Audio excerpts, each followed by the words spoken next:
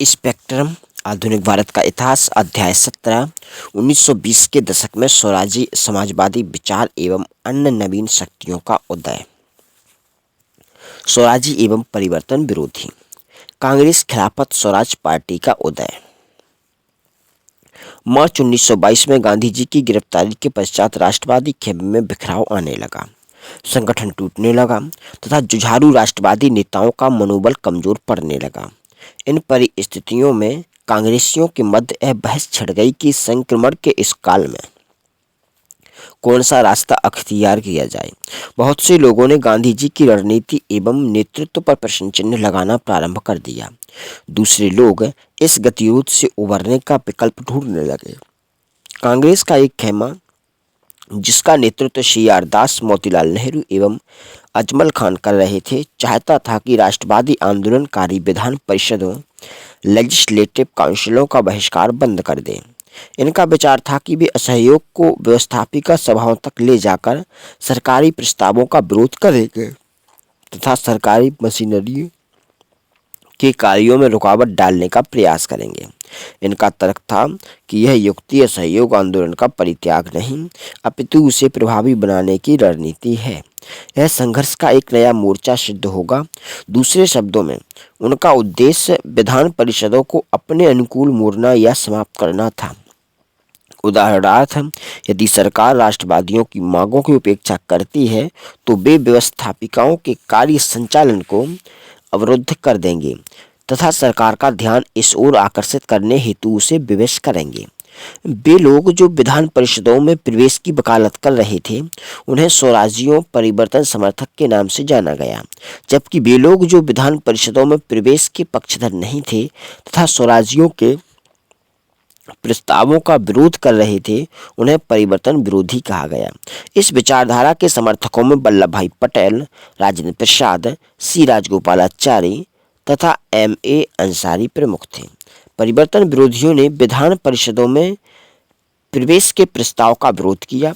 इनका तर्क था कि संसदीय कार्यों के संलग्न होने से रचनात्मक कार्यों की उपेक्षा होगी। दिसंबर 1922 में कांग्रेस का वार्षिक अधिवेशन गया में हुआ। इस अधिवेशन में सी.आर. दास तथा मोतीलाल नेहरू ने नए कार्यक्रम से संबद्ध एक प्रस्ताव रखा तथा तर्क दिया कि इससे न तो विधान परिषदों का स्वरूप परिवर्तन होगा या वे समाप्त हो जाएंगी, किंतु कांग्रेस के दूसरे खेमे ने, जो परिवर्तन विरोधी था तथा जिसका नेतृत्व वल्लभ भाई पटेल, सी राजगोपालाचारी और राजेंद्र प्रसाद कर रहे थे, इसका तीव्र विरोध किया तथा प्रस्ताव नामंजूर हो गया। तत्पश्चात सी.आर. दास और मोतीलाल नेहरू ने, जो गया अधिवेशन में क्रमशः अध्यक्ष एवं महामंत्री थे, अपने अपने पदों से त्यागपत्र दे दिया तथा कांग्रेस खिलाफत स्वराज पार्टी के गठन की घोषणा कर दी। सी.आर. दास उसके अध्यक्ष तथा मोतीलाल नेहरू सचिव चुने गए। स्वराजियों का तर्क। स्वराजियों का तर्क था कि विधान परिषदों में प्रवेश से असहयोग आंदोलन की प्रगति अवरुद्ध नहीं होगी, किंतु इससे आंदोलन और प्रभावी बनेगा और इससे संघर्ष के नए द्वार खुलेंगे। कांग्रेस के बहिष्कार के बावजूद भी विधान परिषदें तो अस्तित्व में बनी ही रहेगी और चुनावों में संभवतः बड़े पैमाने पर लोग भाग लेंगे। इससे जनता पर कांग्रेस का प्रभाव कम हो जाएगा तथा महत्वपूर्ण पदों पर गैर कांग्रेसी व्यक्ति आसीन हो जाएंगे, जो कांग्रेस को कमजोर करने का प्रयास करेंगे। ये सरकार के अवैध कानूनों को वैध बनाने के प्रयासों का समर्थन करेंगे। विधान परिषदों में प्रवेश का उनका मुख्य लक्ष्य इसे राजनीतिक संघर्ष हेतु मंच के रूप में इस्तेमाल करना है। उनका ऐसा उद्देश्य नहीं है कि वे उपनिवेश शासन के क्रमिक हस्तांतरण हेतु विधान परिषदों को हथियार के रूप में प्रयुक्त करना चाहते हैं। परिवर्तन विरोधियों का तर्क। परिवर्तन विरोधियों का तर्क था कि संसदीय कार्यों में सहभागिता से रचनात्मक कार्य उपेक्षित होंगे, संघर्षरत व्यक्तियों का मनोबल गिरेगा तथा राजनीतिक भ्रष्टाचार में वृद्धि होगी। विधायकों के रूप में विधान परिषदों में प्रवेश करने वाले लोग कालांतर में प्रतिरोध की राजनीति छोड़ देंगे तथा धीरे धीरे उपनिवेशी संविधान के समर्थक बन जाएंगे। विधान परिषदों के बाहर रहकर रचनात्मक कार्यों के माध्यम से जनता को सविनय अवज्ञा आंदोलन के दूसरे दौर के लिए ज़्यादा अच्छे से तैयार किया जा सकता है। किंतु विचारों में तीव्र मतभेद होने के बावजूद भी दोनों पक्ष 1907 के विभाजन की तरह किसी अशुभ घटना से बचना चाहते थे तथा उन्होंने गांधी जी से संपर्क भी बनाए रखा, जो कि उस समय जेल में थे। उन्होंने यह भी महसूस किया कि सरकार को सुधारों के लिए विवश करने हेतु आपसी एकता आवश्यक है तथा दोनों ही पक्षों का मानना था कि गांधी जी के नेतृत्व में ही आंदोलन को सफल बनाया जा सकता है। इन्हीं कारणों से सितंबर 1923 में दोनों पक्षों के मध्य एक समझौता हो गया। इसके तहत स्वराजियों को कांग्रेस में एक समूह के रूप में चुनाव लड़ने की अनुमति दे दी गई। स्वराजियों ने भी केवल एक शर्त को छोड़कर कि वे विधान परिषदों में भाग नहीं लेंगे, कांग्रेस के सभी कार्यक्रमों को स्वीकार कर लिया। नवंबर 1923 में नवगठित केंद्रीय व्यवस्थापिका सभा तथा विधान परिषदों के लिए चुनाव आयोजित किए गए। स्वराजियों का चुनाव घोषणा पत्र। अक्टूबर 1923 में घोषित अपने चुनाव घोषणा पत्र में स्वराजियों ने साम्राज्यवाद के विरोध को अपना प्रमुख मुद्दा बनाया। इस घोषणा पत्र की महत्वपूर्ण बातें इस प्रकार थी। भारत पर अंग्रेजी हुकूमत का मुख्य लक्ष्य इंग्लैंड के स्वार्थी हितों की पूर्ति करना है। साम्राज्यवादी शासन के तथाकथित सुधारवादी कानून विदेशी हुकूमत के शोषण को बल प्रदान करते हैं। अंग्रेजों की वास्तविक मंशा भारत के असीमित संसाधनों का अन्यायपूर्ण दोहन तथा भारतीय जनता को गुलाम बनाकर रखना है। स्वराजी स्वशासन की राष्ट्रवादियों की मांग को परिषदों में उठाएंगे। यदि सरकार ने उनकी मांगें नामंजूर कर दी तो वे संयुक्त प्रयासों द्वारा परिषदों की कार्य संचालन की प्रक्रिया को अवरुद्ध कर देंगे। इस प्रकार वे विधान परिषदों को सरकार की दुर्भावना को उजागर करने हेतु एक उपयुक्त मंच के रूप में प्रयुक्त करेंगे तथा उसका उपयोग भारतीयों के हित में करेंगे। गांधी जी का रुख। प्रारंभ में गांधी जी विधान परिषदों का सदस्य बनने तथा उसकी कार्यवाही में बाधा पहुंचाने की नीति के विरोधी थे, किंतु फरवरी 1924 में स्वास्थ्य की खराबी के आधार पर जेल से रिहाई के पश्चात धीरे धीरे उन्होंने स्वराजियों के साथ एकता स्थापित करनी शुरू कर दी। इसके तीन प्रमुख कारण थे। पहला, उन्होंने महसूस किया कि विधान परिषदों में हिस्सेदारी प्रारंभ हो जाने के पश्चात इससे पीछे हटना या इसका विरोध करना गलत होगा, क्योंकि इससे सरकार तथा जनता दोनों के मध्य गलत संदेश जाएगा। इससे उपनिवेशी शासकों का हौसला बढ़ेगा, नौकरशाही निरंकुश हो जाएगी तथा राजनीतिक हलकों से निराशा की भावना जन्म लेगी। दूसरा, नवंबर 1923 को संपन्न हुए चुनावों में स्वराजियों को उल्लेखनीय सफलता मिली। सेंट्रल लेजिस्लेटिव असेंबली की 101 निर्वाचित सीटों में से उन्हें 42 में सफलता प्राप्त हुई। मध्य प्रांत में उन्हें स्पष्ट बहुमत मिला। बंगाल में ये सबसे बड़े दल के रूप में उभरे तथा उत्तर प्रदेश व बम्बई में भी इन्हें अच्छी सफलता मिली। सेंट्रल लेजिस्लेटिव असेंबली में स्वराजवादियों ने जिन्ना के नेतृत्व में उनके समर्थक उदारवादी और कुछ व्यक्तिगत विधायकों जैसे मदन मोहन मालवीय इत्यादि के साथ मिलकर साझा राजनीतिक मोर्चा बनाया। विधान परिषदों में स्वराजियों ने जिस साहस व जुझारूपन का परिचय दिया, उससे गांधी जी का यह विश्वास पक्का हो गया कि स्वराजियों की रणनीति भले ही गलत हो, वे साम्राज्यवादी प्रशासन के अंग नहीं बन सकते।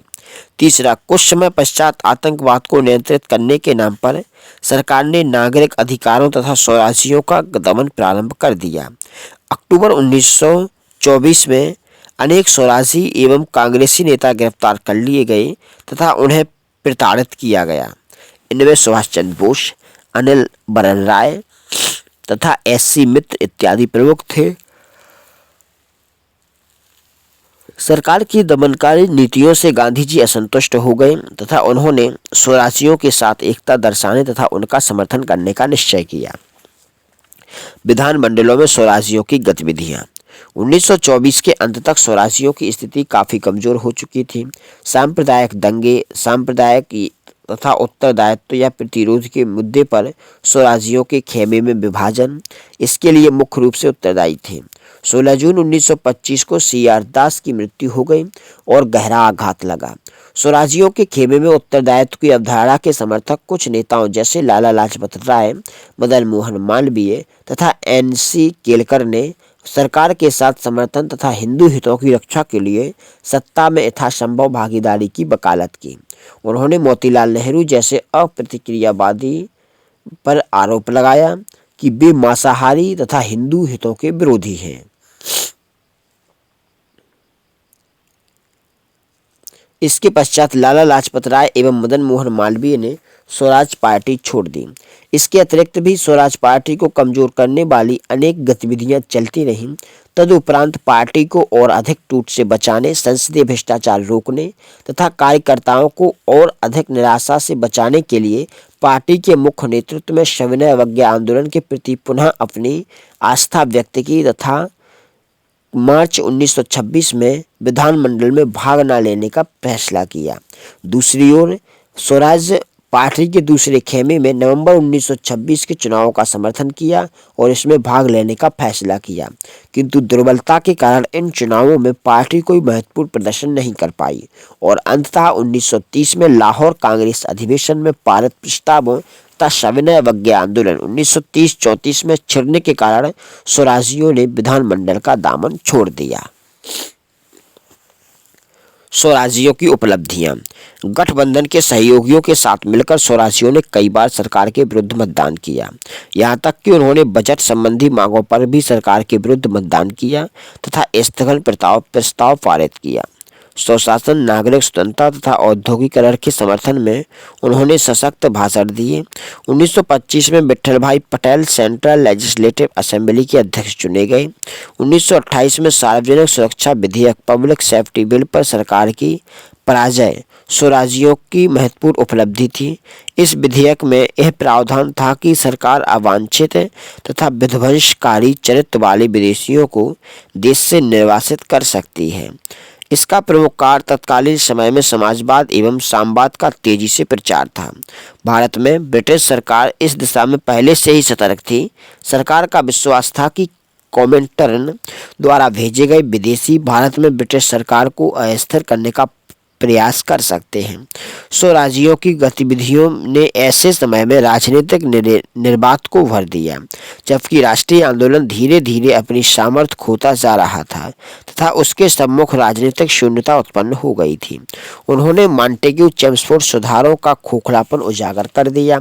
उन्होंने विधानमंडलों में सरकार की भेदभावपूर्ण नीतियों के विरुद्ध जोरदार प्रदर्शन किया तथा उपयुक्त मंच के रूप में इसका उपयोग किया। स्वराजियों की कमजोरियां। स्वराजी विधानमंडलों के भीतर अपने जुझारू संघर्ष तथा विधानमंडलों के बाहर राजनीतिक संघर्ष के मध्य समन्वय नहीं स्थापित कर पाए। वास्तव में ये लोग महज अखबारों में छपी खबरों पर ही विश्वास करने लगे थे। व्यवधानवादी राजनीति की भी अपनी कुछ सीमाएं हैं। वे अपनी सहयोगी घटकों का भी हमेशा और हर अवसर पर साथ नहीं प्राप्त कर सके। टकराववादी विचारधारा के कारण उनका व्यापक प्रभाव नहीं हो सका। वे विधानमंडलों की शक्तियों एवं विशेषाधिकारों का पूर्ण उपयोग करने में असफल रहे।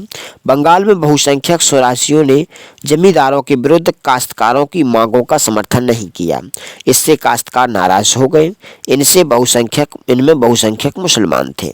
वे पार्टी में घुसपैठ कर रहे सांप्रदायिक तत्वों को रोकने में असफल रहे। परिवर्तन विरोधियों के रचनात्मक कार्य। जिस समय स्वराजी विधानमंडलों में साम्राज्यवादी शासन का प्रतिरोध करने में व्यस्त थे, उसी समय परिवर्तन विरोधियों ने भी देश में अनेक महत्वपूर्ण रचनात्मक कार्य किए, जो इस प्रकार थे। 1. देश भर में सैकड़ों खादी आश्रमों की स्थापना की गई। यहाँ युवा पुरुष एवं महिलाओं ने आदिवासियों तथा पिछड़ी जाति के लोगों के साथ मिलकर कताई बुनाई का प्रशिक्षण लिया तथा चरखा और खादी को लोकप्रिय बनाने का कार्य किया। गुजरात के खेड़ा एवं बारदौली क्षेत्रों में इस दिशा में उल्लेखनीय कार्य हुआ। 2. अनेक राष्ट्रीय शिक्षण संस्थानों की स्थापना की गई, जहां विद्यार्थियों को औपनिवेशिक सत्ता के विरुद्ध शिक्षा दी जाती थी। 3. हिंदू मुस्लिम एकता के लिए सराहनीय प्रयास किए गए। अस्पृश्यता के विरुद्ध संघर्ष, शराब एवं विदेशी कपड़ों का बहिष्कार तथा बाढ़ पीड़ितों की सहायता देने जैसे कार्यक्रम भी चलाए गए। सविनय अवज्ञा आंदोलन में रचनात्मक कार्यकर्ताओं ने आधार स्तंभ की भूमिका निभाई। रचनात्मक कार्यों का मूल्यांकन। राष्ट्रीय शिक्षा कार्यक्रम से केवल शहरी निम्न मध्यवर्ग एवं समृद्ध किसान भी लाभान्वित हुए। राष्ट्रीय शिक्षा के प्रति आकर्षण आंदोलन के समय तक ही रहा। लोग डिग्री तथा नौकरियों के प्रलोभन से पुनः सरकारी स्थलों की ओर आकर्षित होने लगे। खादी की लोकप्रियता भी एक मुश्किल कार्य था, क्योंकि यह आयातित कपड़े की तुलना में महंगा पड़ता था। छुआछूत के विरुद्ध संघर्ष में भूमिहीनों तथा कृषक तथा मजदूरों की आर्थिक दशा सुधारने हेतु कोई प्रयत्न नहीं किए गए, जबकि इसी वर्ष के लोग मुख्यतः इस अमानवीय कुरीति के शिकार थे। यद्यपि स्वराजियों एवं परिवर्तन विरोधियों की विचारधारा तथा कार्यशैली भिन्न भिन्न थी, फिर भी उन्होंने एक दूसरे से यथासंभव सहयोग बनाए रखने तथा नए राजनीतिक संघर्ष की शुरुआत के लिए जहां कहीं भी अवसर मिला, एक दूसरे को सहयोग दिया। नई शक्तियों, समाजवादी विचार, युवा शक्ति, व्यापार संघ का उदय। 20वीं शताब्दी में दूसरे दशक के अंतिम एवं तीसरे दशक के प्रारंभिक वर्ष आधुनिक भारतीय इतिहास के कई कारणों में महत्वपूर्ण थे। इस दौरान जहां एक ओर राष्ट्रीय आंदोलन में भारतीयों ने अपनी सक्रिय भागीदारी दर्ज कराई, वहीं दूसरी ओर राष्ट्रीय परिदृश्य पर विभिन्न राजनीतिक धाराओं का क्रिस्टलीकरण भी हुआ। ये विभिन्न राजनीतिक धाराएं अपने अभ्युदय की प्रक्रिया में जहां एक ओर सत्य और अहिंसा पर आधारित गांधीवादी सत्याग्रह की अवधारणा से अभिप्रेरित थी, वहीं दूसरी ओर कुछ अन्य कारणों से भी इनके अभ्युदय में सकारात्मक भूमिका निभाई। इस काल के भारतीय चिंतकों पर अंतर्राष्ट्रीय घटनाओं एवं परिस्थितियों का जो प्रभाव दर्ज किया गया, वह पहले इतना कभी नहीं देखा गया था। दूसरे शब्दों में, भारतीय चिंतकों के मनोमस्तिष्क पर धारदार और सुस्पष्ट सामाजिक आर्थिक अंतर्वस्तु का प्रवेश हुआ।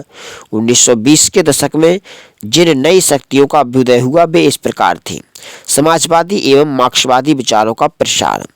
अंतर्राष्ट्रीय परिदृश्य पर विभिन्न समाजवादी एवं साम्यवादी संगठनों के उदय ने भारत में कांग्रेस के एक खेमे पर भी अपनी प्रभावी उपस्थिति दर्ज कराई तथा उन्हें गहराई तक अभिप्रेरित कर दिया। जवाहरलाल नेहरू तथा सुभाष चंद्र बोस इसके प्रमुख प्रेरणा प्रतीक थे। इन दोनों प्रमुख कांग्रेसियों पर समाजवादी विचारों का व्यापक प्रभाव पड़ा। ये युवा राष्ट्रवादी गांधीवादी विचारों तथा राजनीतिक कार्यक्रम से असंतुष्ट थे तथा भारत की आर्थिक, राजनीतिक एवं सामाजिक रुग्णता को दूर करने की वकालत कर रहे थे। 1917 की रूसी क्रांति ने इन युवा राष्ट्रवादियों पर अपनी गहरी छाप छोड़ी, फलतः ये समाजवादी विचारों से प्रभावित हुए बिना नहीं रह सके। ये युवा राष्ट्रवादी, स्वराजवादी एवं परिवर्तन विरोधी दोनों के आलोचक थे। पूर्ण स्वराज, पूर्ण स्वतंत्रता के नारे के साथ साम्राज्यवादी विरोधी स्वर की मुखर अभिव्यक्ति के पक्षधर थे। चेतना एवं अंतर्राष्ट्रीय राजनीतिक धाराओं के उदय से प्रभावित थे। राष्ट्रवादी और साम्राज्यवादी विरोधी विचारधारा के सामाजिक न्याय से समन्वय की आवश्यकता पर जोर, पूंजीवादी और जमींदारी प्रथा की आलोचना और समाजवादी विचारधारा अपनाने की शिक्षा पर बल देते थे। 1920 में एम.एन. रॉय, अंबानी मुखर्जी तथा ताशकंद में रहने वाले कुछ अन्य प्रवासी भारतीयों ने कॉमिंटर्न, रूस का अंतर्राष्ट्रीय साम्यवादी संगठन, के द्वितीय अधिवेशन के पश्चात भारतीय साम्यवादी पार्टी, इंडियन कम्युनिस्ट पार्टी की स्थापना की।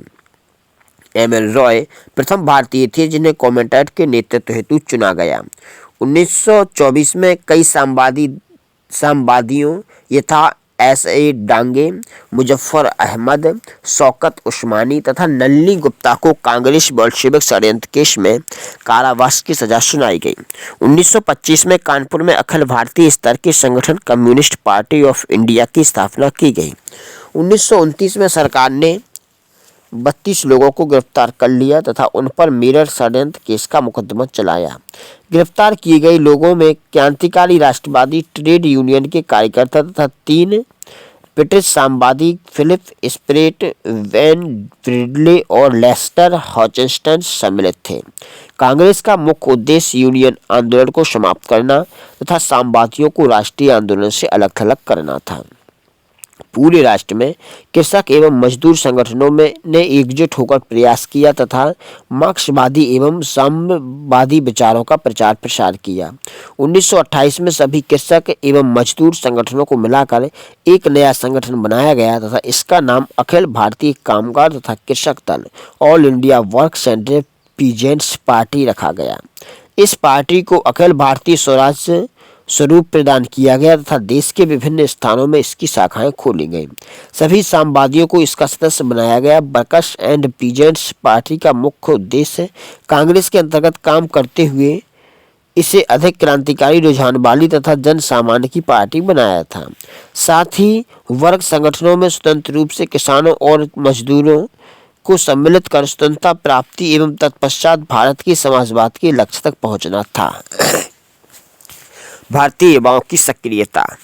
पूरे भारत में युवा संगठन स्थापित किए गए तथा युवाओं में सैकड़ों अधिवेशन संपन्न हुए। 1928 में अखिल बंगाल छात्र सम्मेलन जवाहरलाल नेहरू ने अखिल बंगाल छात्र सम्मेलन को संबोधित किया। किसानों के प्रदर्शन।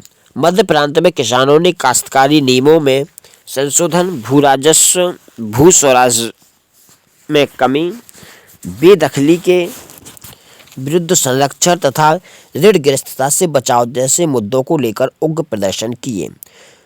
आंध्र में रंपाचेत, राजस्थान, बंबई तथा मद्रास के काश्तकारों ने भी इसी तरह के प्रदर्शन किए। गुजरात के बारदौली में 1928 में किसान आंदोलन का नेतृत्व वल्लभ भाई पटेल ने किया। व्यापार संघ का विकास। भारत में व्यापार संघ आंदोलन ट्रेड यूनियन मूवमेंट का नेतृत्व 1920 में स्थापित अखिल भारतीय ट्रेड यूनियन कांग्रेस इंटक ने किया।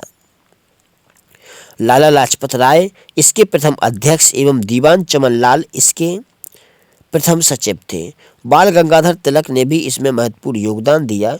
1920 के दशक में इंटक के नेतृत्व में अनेक कारखानों में हड़तालें आयोजित की गईं, जिसमें Kharagpur railway workshop, Tata iron and steel factory, Jamshedpur, Bombay textile mills. इस मिल की हड़ताल में 1,50,000 श्रमिकों ने लगभग 5 महीने तक मिल में हड़ताल जारी रखी एवं बंकिंघम कर्नाटक मिल की हड़तालें प्रमुख थीं। 1928 में देश भर में आयोजित विभिन्न हड़तालों में लगभग 5 लाख श्रमिकों ने भाग लिया। मद्रास में पहली बार मजदूर दिवस को मई दिवस के रूप में मनाया गया। जातीय आंदोलन।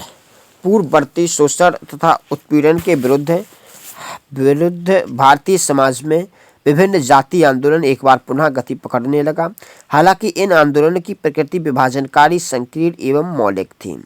इनमें निम्न आंदोलन सम्मिलित थे: मद्रास में जस्टिस पार्टी का आंदोलन, आत्मसम्मान आंदोलन 1925। यह आंदोलन मद्रास के ईपी रामास्वामी नायकर पेरियार के नेतृत्व में चलाया गया।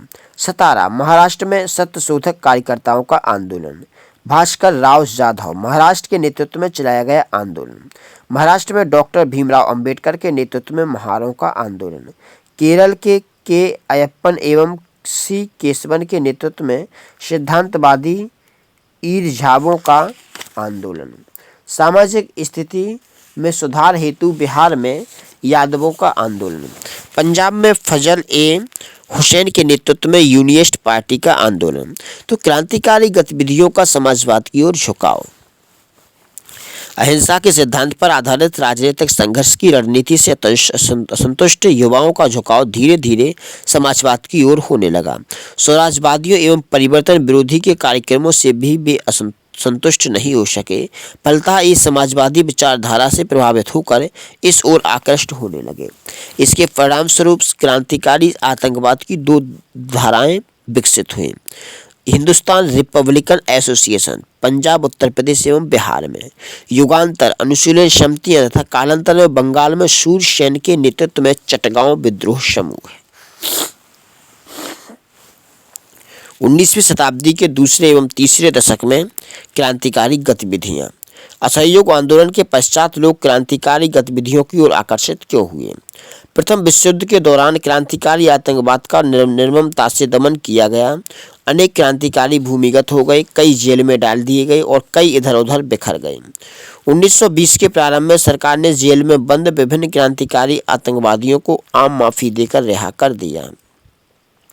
इसका मुख्य उद्देश्य यह था कि सरकार मॉन्टेग्यू चेम्सफोर्ड सुधारों को लागू करने के लिए देश में सद्भावना का वातावरण बनाना चाहती थी। शीघ्र ही गांधी जी ने असहयोग आंदोलन प्रारंभ कर दिया। इसके पश्चात गांधी जी सी.आर. दास तथा अन्य नेताओं की अपील पर जेल से रिहा क्रांतिकारी आतंकवादियों में से अधिकांश असहयोग आंदोलन में सम्मिलित हो गए तथा अन्य ने अहिंसक असहयोग आंदोलन को समर्थन देने के निमित्त आतंकवाद का रास्ता छोड़ दिया। लेकिन गांधी जी द्वारा असहयोग आंदोलन को एकाएक स्थगित कर दिए जाने के कारण इनमें से अनेक अत्यधिक असंतुष्ट हो गए। जन आंदोलन की आंधी में सब कुछ छोड़कर असहयोग आंदोलन से जुड़ जाने के कारण वे महसूस करने लगे कि उनके साथ विश्वासघात किया गया था। इनमें से अधिकांश ने राष्ट्रीय नेतृत्व की रणनीति तथा अहिंसा के सिद्धांत पर प्रशंसनीय लगाना प्रारंभ कर दिया तथा किसी विकल्प की तलाश करने लगे। स्वराज्यों के संसदीय संघर्ष तथा परिवर्तन विरोधी नो चेंजर्स के रचनात्मक कार्य भी इन युवाओं को आकर्षित नहीं कर सके। इनमें से अधिकांश इस बात पर विश्वास करने लगे कि सिर्फ हिंसात्मक तरीके से ही स्वतंत्रता प्राप्त की जा सकती है। इस प्रकार क्रांतिकारी आतंकवाद पुनर्जीवित हो उठा। क्रांतिकारी आतंकवादी विचारधारा के सभी प्रमुख नेताओं ने असहयोग आंदोलन में सक्रिय भूमिका निभाई। इनमें योगेश चंद्र चटर्जी, सूर्य सेन, भगत सिंह, सुखदेव, चंद्रशेखर आजाद, शिव वर्मा, भगवती चरण बोहरा, जयदेव कपूर व जतिन दास के नाम सबसे प्रमुख हैं। इस काल में क्रांतिकारी आतंकवाद की दो विभिन्न धाराएं विकसित हुई, एक पंजाब, उत्तर प्रदेश और बिहार में तथा दूसरी बंगाल में। प्रमुख प्रभावकारी कारक: युद्ध के पश्चात मजदूर तथा श्रमिक संघवाद का उदय। क्रांतिकारी आतंकवादी नए उभरते हुए वर्ग की क्रांतिकारी ऊर्जा को राष्ट्रवादी क्रांति में लगाना चाहते थे। 1917 की रूसी क्रांति तथा युवा सोवियत संघ का गठन। नए साम्यवादी समूहों का उदय। मार्क्सवाद, समाजवाद एवं दारिद्र्यतम श्रमिक वर्ग के हितों के पक्षधर थे। क्रांतिकारियों तथा प्रकाशित विभिन्न पुस्तकें एवं पत्र पत्रिकाएं। इनमें विभिन्न क्रांतिकारियों के त्याग एवं बलिदान का गुणगान किया गया। इनमें आत्मशक्ति, सारथी एवं बिजली का नाम उल्लेखनीय है। उपन्यास एवं पुस्तकें जैसे सचिन सान्याल की बंदी जीवन और शरदचंद्र चटर्जी द्वारा लिखित पाथेर दाबी प्रमुख थी। बाद में अत्यधिक लोकप्रिय होने के कारण सरकार ने पाथेर दाबी प्रकाशन पर प्रतिबंध लगा दिया। पंजाब, उत्तर प्रदेश एवं बिहार में इस क्षेत्र में क्रांतिकारी आतंकवादी गतिविधियों का संचालन मुख्य रूप से हिंदुस्तान रिपब्लिक एसोसिएशन या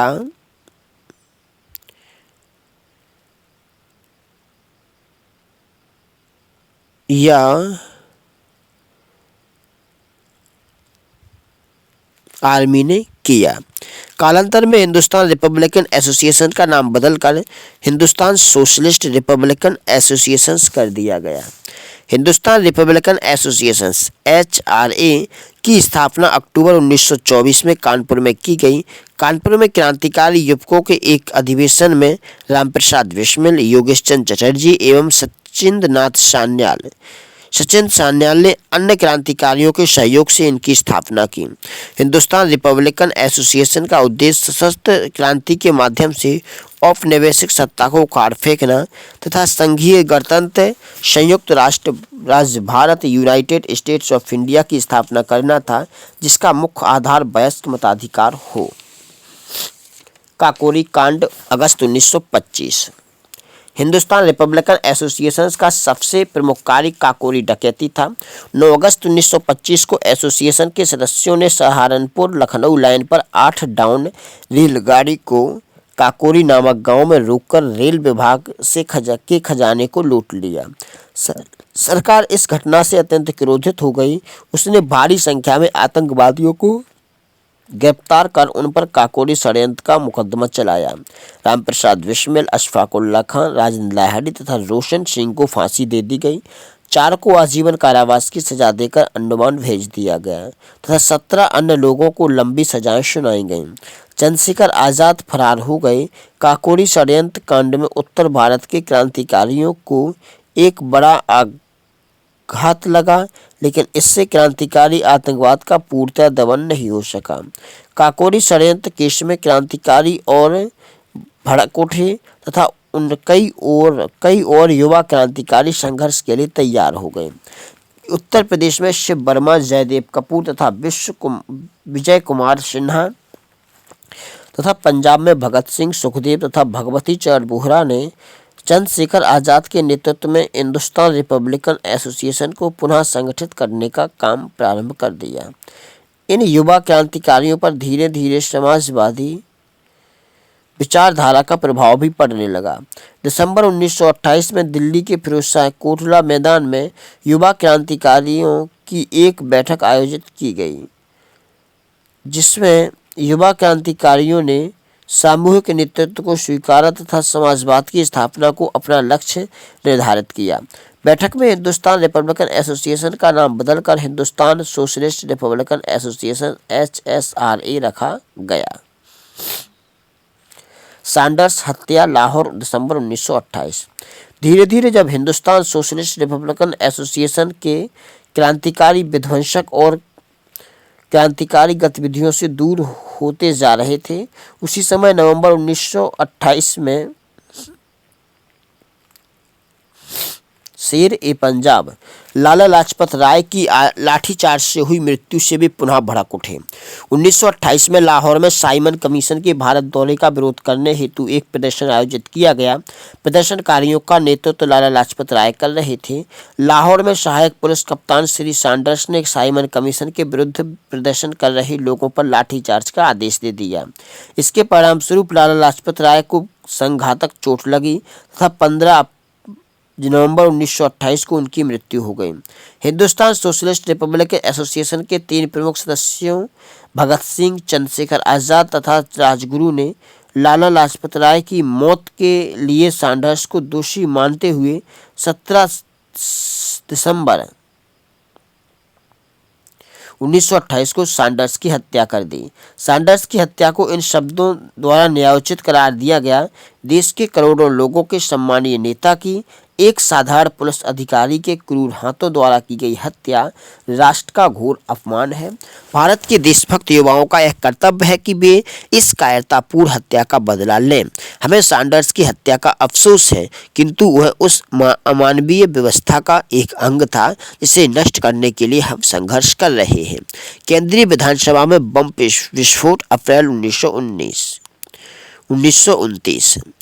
इसके पश्चात हिंदुस्तान सोशलिस्ट रिपब्लिकन एसोसिएशन के नेतृत्व में जनता को यह समझाने का निर्णय किया गया कि इसका उद्देश्य अब परिवर्तन हो गया है तथा यह जन क्रांति में विश्वास रखता है।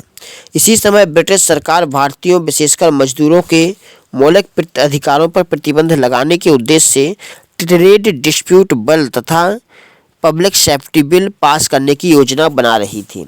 इसके प्रति विरोध प्रदर्शित करने हेतु भगत सिंह तथा बटुकेश्वर दत्त को केंद्रीय विधानसभा में बम फेंकने का उत्तरदायित्व सौंपा गया।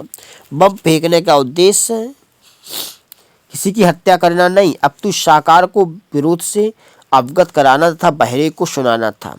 किस लिए जानबूझकर मामूली बम बनाया गया तथा 8 अप्रैल 1929 को भगत सिंह तथा बटुकेश्वर दत्त ने केंद्रीय विधानसभा के कक्ष में खाली बेंचों में इस बम को फेंका।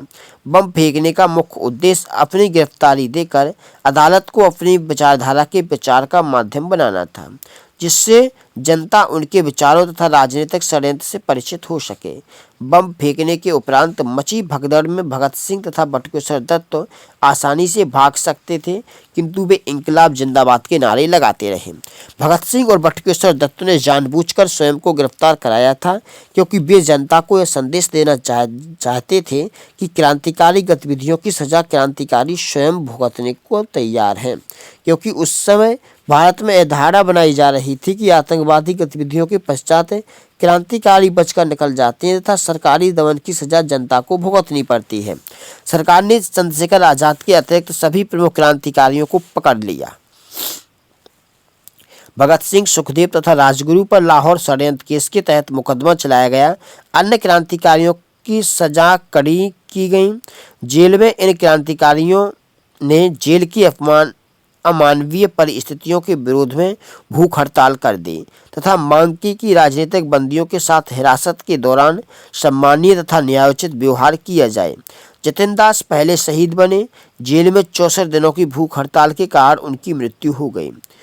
कांग्रेस के नेताओं ने इन युवा क्रांतिकारियों का जोरदार समर्थन किया। भगत सिंह, राजगुरु व सुखदेव की फांसी की सजा सुनाई गई तथा 23 मार्च 1921 को उन्हें फांसी पर लटका दिया गया। इस खबर से पूरा देश स्तब्ध रह गया। हर जुबान भगत सिंह का नाम आ गया। पूरे देश में महान देशभक्तों की कुर्बानी को सरकार की कायरतापूर्ण कार्रवाई की संज्ञा दी गई। दिसंबर 1929 में चंद्रशेखर आजाद के नेतृत्व में क्रांतिकारियों ने दिल्ली के निकट वायसराय लॉर्ड इरविन की ट्रेन को जलाने का प्रयास किया। 1930 में पंजाब द्वारा उत्तर प्रदेश में अनेक आतंकवादी घटनाएं हुई। अकेले पंजाब में एक वर्ष में आतंकवाद की 26 घटनाएं दर्ज की गईं। फरवरी 1931 में इलाहाबाद के एक पार्क में चंद्रशेखर आजाद पुलिस के साथ हुई मुठभेड़ में गोलियों के शिकार हो गए। बंगाल में 1920 के दशक में कई क्रांतिकारी समूहों को पुनर्गठित किया गया। इन्होंने अपनी गतिविधियां पुनः प्रारंभ कर दी तथा भूमिगत कार्यवाहियां करने लगे। कई अन्य समूह कांग्रेस के अधीन करते रहे। इस प्रकार उन्होंने जनता में अपनी पैठ और व्यापक की तथा कांग्रेस को संगठित आधार प्रदान किया।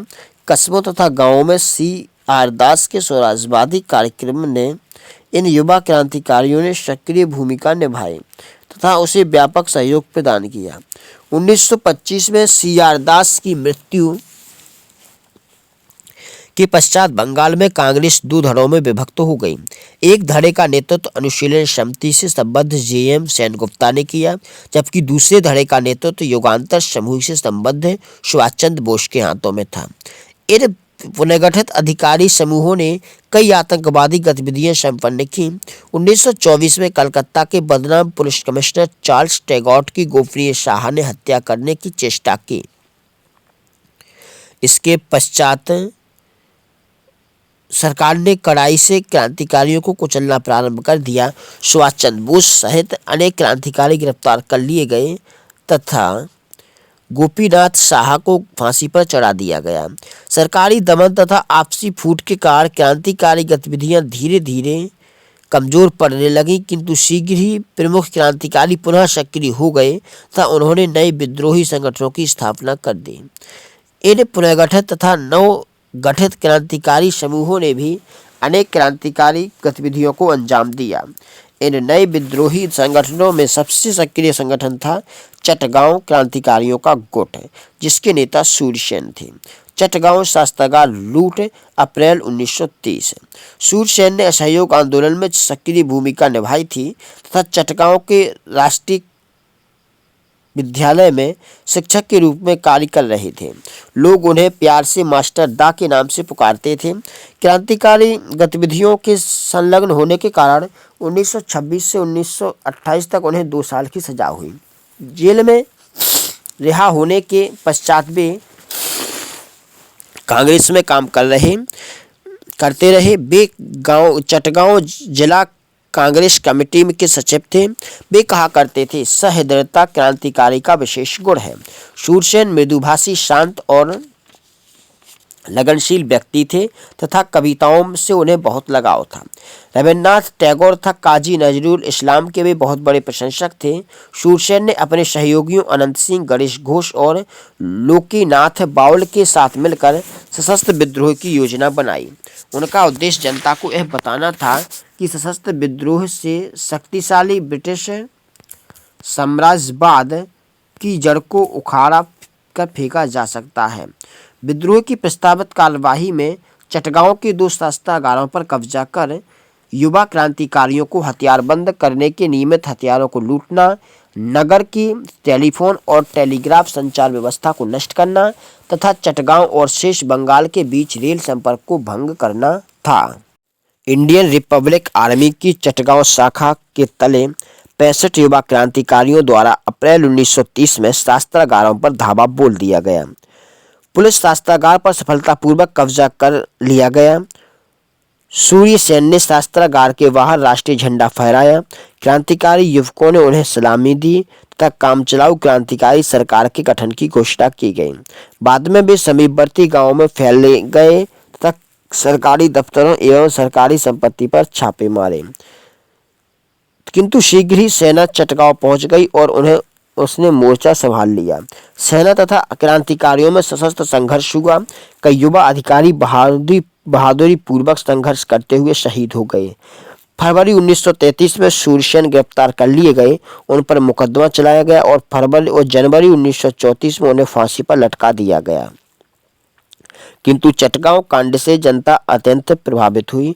उस घटना से क्रांतिकारी विचारों वाले युवाओं का उत्साह बहुत बढ़ गया तथा बहुत बड़ी तादाद में युवक विभिन्न आतंकवादी गुटों में शामिल होने लगे। 1930 में क्रांतिवादी गतिविधियों ने पुनः जोर पकड़ा तथा यह क्रम 1932 तक चलता रहा। सरकार की प्रतिक्रिया। शस्त्रागारों की लूट से सरकार पहले तो घबराई, लेकिन बाद में और बर्बर दमन पर उतर आए। सरकार ने 20 दमनकारी कानून जारी किए गए तथा क्रांतिकारियों को कुचलने हेतु पुलिस को पूरी छूट दे दी। चटगांव में पुलिस ने अनेक गांवों को जलाकर भस्म कर दिया तथा अनेक ग्रामीणों पर भारी जुर्माना लगाया। देशद्रोह के आरोप में 1933 में जवाहरलाल नेहरू को गिरफ्तार कर लिया गया था। उन्हें 2 वर्ष की सजा दी गई। उन पर साम्राज्यवाद तथा पुलिस के दमन की निंदा करने तथा क्रांतिकारी युवकों के साहस और वीरता को प्रशंसा करने का आरोप था। क्रांतिकारी दर्शन का प्रतिपादन। भगत सिंह तथा उनके क्रांतिकारी सहयोगियों ने पहली बार क्रांतिकारी संघर्ष के तरीके एवं क्रांति के लक्ष्य के रूप में क्रांतिकारियों के समक्ष क्रांतिकारी दर्शन को प्रस्तुत किया। वैसे हिंदुस्तान रिपब्लिकन एसोसिएशन के भीतर काफी समय से इस मुद्दे पर विचार मंथन चल रहा था। अक्टूबर 1924 में HRA की संस्थापक परिषद ने जनता को सामाजिक क्रांतिकारी और साम्यवादी सिद्धांतों की शिक्षा देने तथा उनका प्रचार प्रसार करने का निर्णय लिया।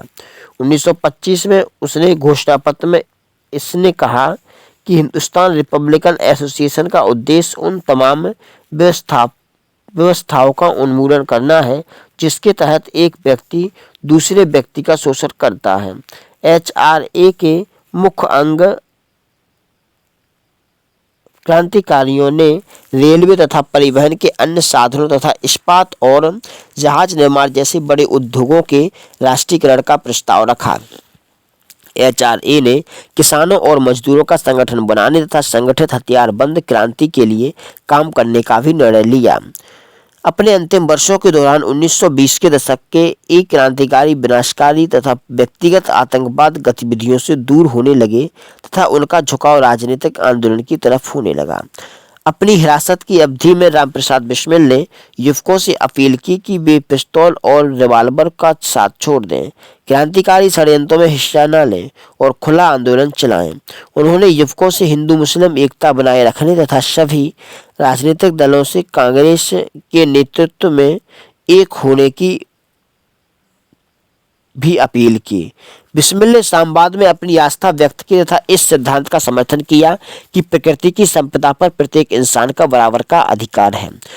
चंद्रशेखर आजाद के अनुरोध पर भगवती चरण बोहरा ने द फिलॉसफी ऑफ द बम का दर्शन नामक प्रसिद्ध पुस्तक की रचना की। इसमें क्रांतिकारियों की ओर से जारी वह दस्तावेज या बयान था जो उन्होंने जनता को अपनी विचारधारा से अवगत कराने हेतु जारी किया था।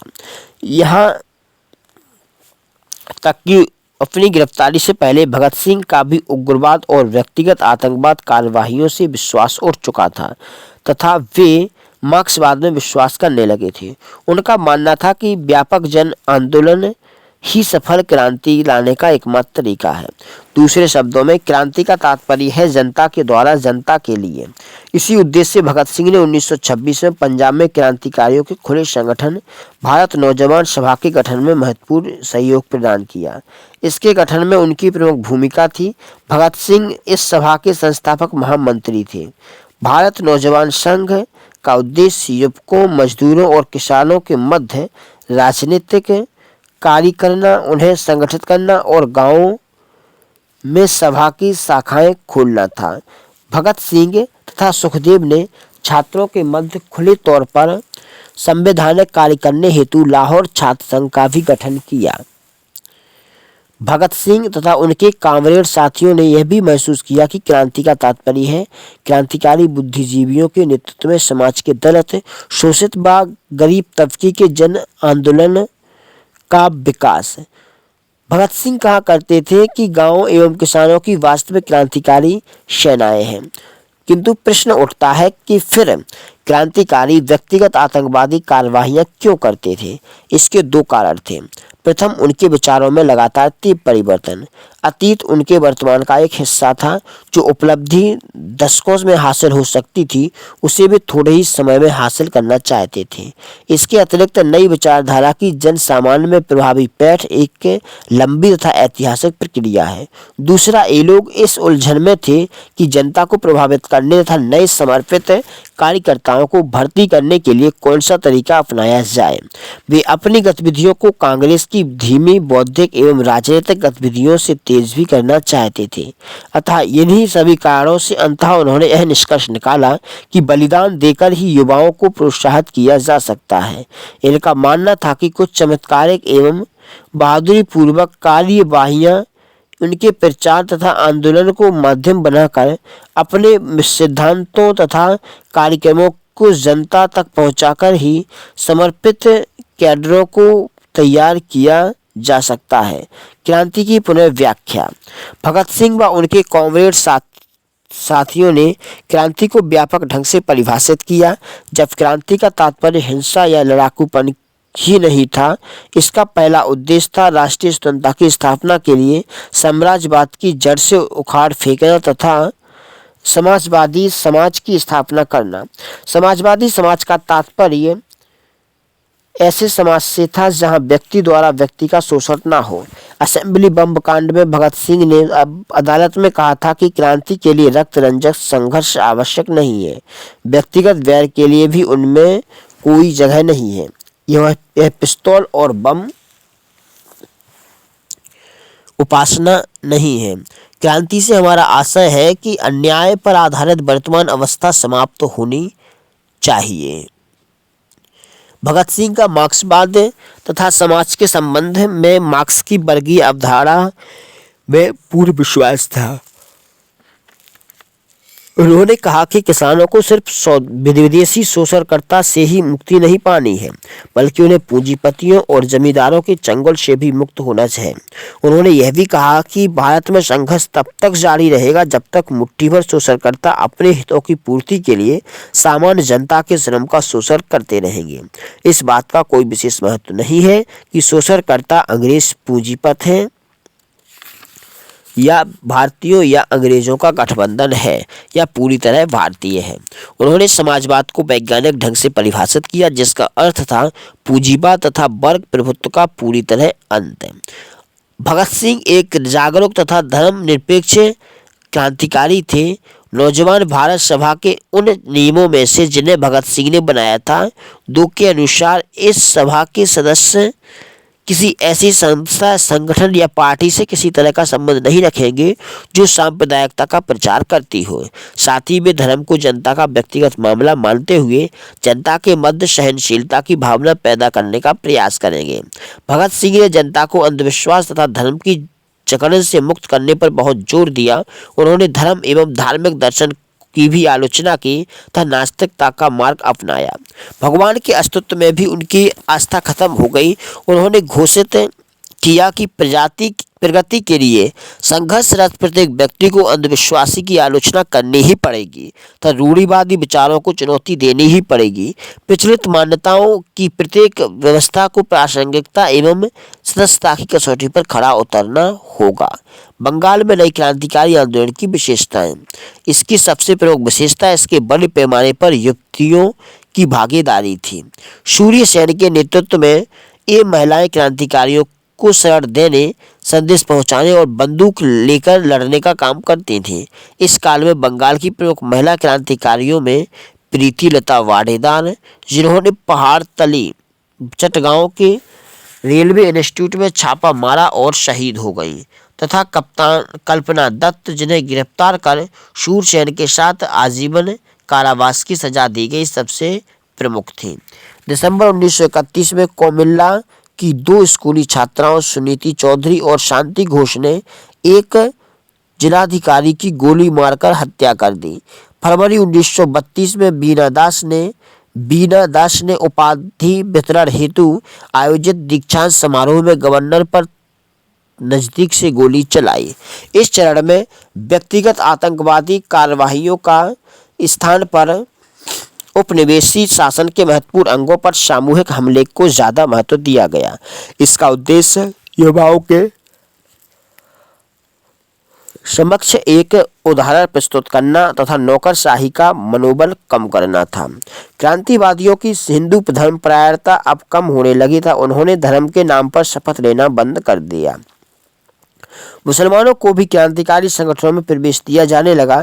चटगांव की इंडियन रिपब्लिक आर्मी IRA में अनेक मुसलमान थे, जैसे सत्तार, अफीक अहमद मियाँ, मीर अहमद, तूनू मियाँ इत्यादि। इनमें कुछ कमियां भी थीं। आंदोलन में कुछ विवादास्पद तत्व थे। ये संगठन सामाजिक रूढ़िवादी तत्वों से बिल्कुल मुक्त नहीं थे। ये व्यापक सामाजिक आर्थिक लक्ष्य निर्धारित करने में असफल रहे। स्वराज पार्टी से आए क्रांतिकारी आतंकवादियों ने तो जमींदारों के विरुद्ध मुसलमान कृषक मजदूरों के संघर्ष का समर्थन तक नहीं किया। तो इस प्रकार से हमारा अध्याय नंबर 17 खत्म होता है। मिलते हैं नेक्स्ट वीडियो में अध्याय 18 साइमन कमीशन का विरोध।